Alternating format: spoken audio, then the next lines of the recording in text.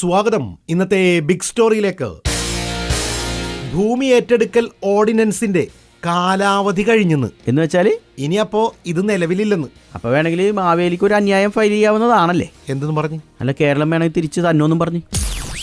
ജോലി ലഭിച്ചെന്നും ലോട്ടറി അടിച്ചെന്നും ഫേസ്ബുക്കിൽ വ്യാജ സന്ദേശങ്ങൾ അയച്ച് മലയാളികളുടെ കയ്യിൽ നിന്നും നൈജീരിയൻ സംഘം 200 കോടി രൂപ തട്ടിച്ചെന്ന്. എൻ്റെ ബിഗ് ബി, കേരളം ഞങ്ങളുടെ ഐശ്വര്യം എന്നും പറഞ്ഞ് ആ നൈജീരിയൻ കമ്പനിക്കാരുടെ ഓഫീസിന്റെ മുന്നിൽ ബോർഡ് വെച്ചിട്ടുണ്ടെന്നാണ് പറയണത്. അങ്ങനെ വെച്ചിട്ടുണ്ടാ? ഇങ്ങനെ പോയാൽ വെച്ചിട്ടുണ്ടാവും. തമിഴ്നാട്ടിൽ നിന്ന് കേരളത്തിലേക്ക് വരുന്ന പച്ചക്കറിയിൽ കീടനാശിനി കുറഞ്ഞിട്ടുണ്ടെന്ന് മന്ത്രി. അതാണ് ഇപ്പോഴത്തെ പച്ചക്കറിക്ക് ഒരു ടേസ്റ്റ് ഇല്ലാത്തത്. ടേസ്റ്റ് ഇല്ലെന്നാ? മറ്റേ കീടനാശിനിയുടെ എരിവും പുളിയൊന്നും ഇല്ലല്ലോ.